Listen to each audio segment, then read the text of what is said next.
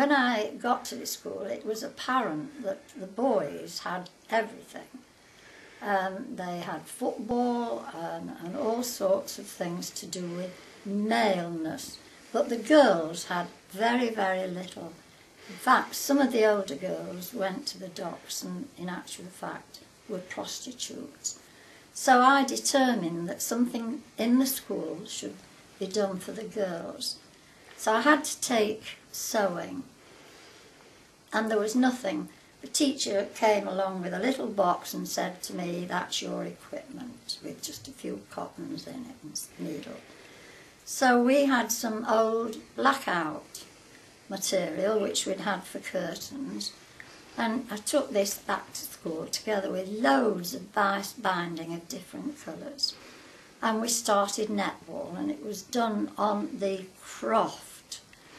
I don't know what you know what crofts are. It's where there's been a building and it's been pulled down and it's all flat but cindery and very hard to play games and PE on, because there was nowhere for these children to play really, hardly any playground. So in sewing, all the girls made themselves a black skirt gathered, and round the bottom we did have a machine, and although they weren't very good at it, we did sew rows of this bias binding so that it looked rather nice, rather like a skater's outfit.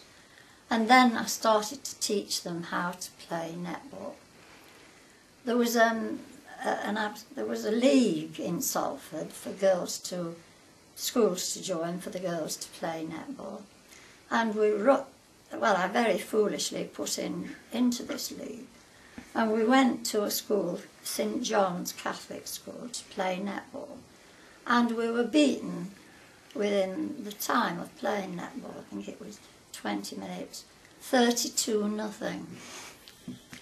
However, my girls were very rough and boyish in a way, and eventually I got the Education Committee to pave this croft, and we got an old friend of the family to go along and paint a netball pitch, and got hold of the netball stands at each end, and we invited the other school back to play. Well, it was another school to play us, and they arrived with the head teacher, and of course the parents were very keen to watch this match.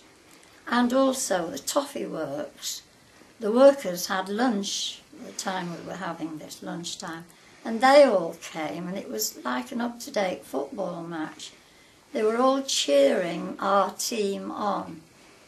And I must say that at the end, half our school and supporters followed the other school home, past the abattoir, making very rude remarks about the other school. And the head wrote to my head and said, "We shall never play you again. Your school level is very low, and I'm surprised about it." Did you win?